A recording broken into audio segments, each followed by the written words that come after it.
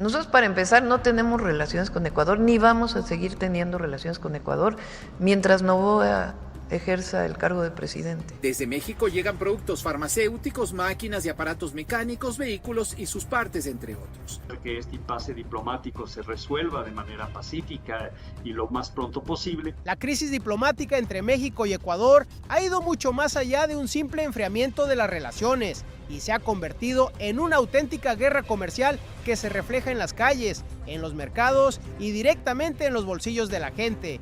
Como recordarán, la mecha de los acontecimientos se encendió cuando la policía ecuatoriana irrumpió en la Embajada de México. El gobierno mexicano consideró esta situación una clara violación del derecho internacional y un ataque a su soberanía y suspendió inmediatamente las relaciones. ¿Qué es lo que importamos desde México? Lo más importante son medicinas, seguido por automotores, todo tipo de electrodomésticos y después una gran cantidad de productos que tienen que ver con preparaciones alimenticias que vienen de México hacia el Ecuador, tendrían un encarecimiento del 27%. Sin embargo, el coste de esta decisión no recayó únicamente sobre los diplomáticos. Toda una amplia red económica, desde los camiones que esperaban en las fronteras hasta los contenedores de los puertos, quedó paralizada de repente. El punto al que ha llegado la crisis demuestra claramente que no se trata de una simple tensión pasajera, sino de una grave ruptura capaz de redefinir por completo el panorama comercial y las alianzas de la región.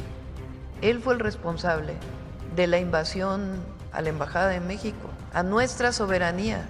Entonces las relaciones no van a reanudarse. En este conflicto, sin duda, la parte que recibió el golpe económico más fuerte fue Ecuador.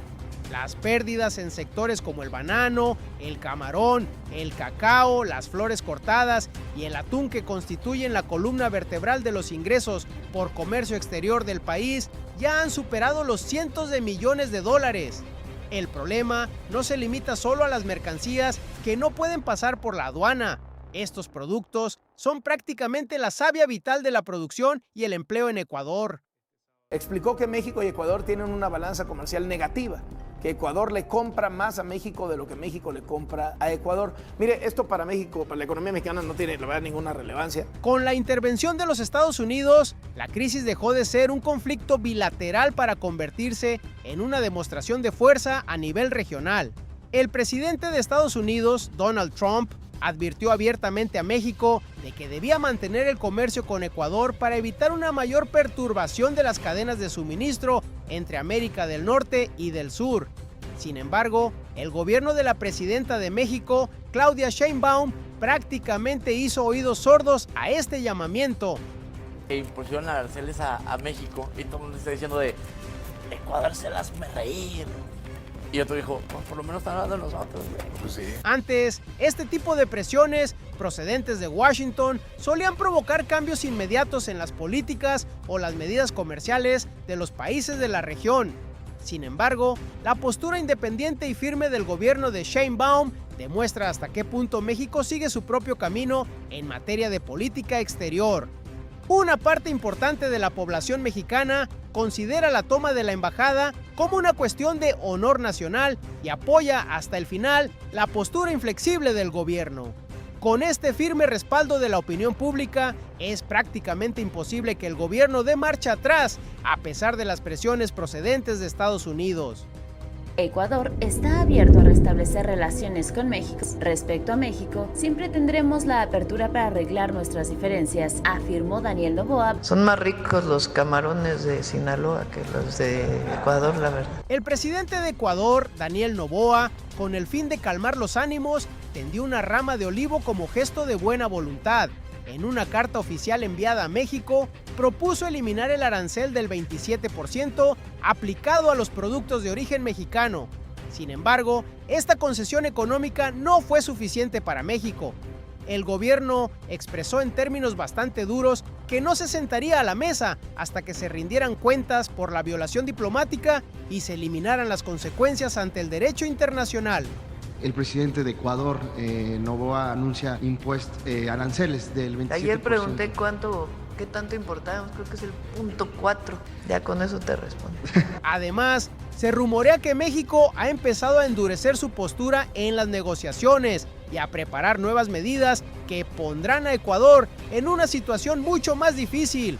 Si estas restricciones financieras, que van más allá del comercio de mercancías, llegan a aplicarse, la economía ecuatoriana, ávida de inversión extranjera y de capital especulativo, sufrirá una hemorragia que se dejará sentir durante muchos años y hasta los proyectos de infraestructura en curso podrían verse afectados.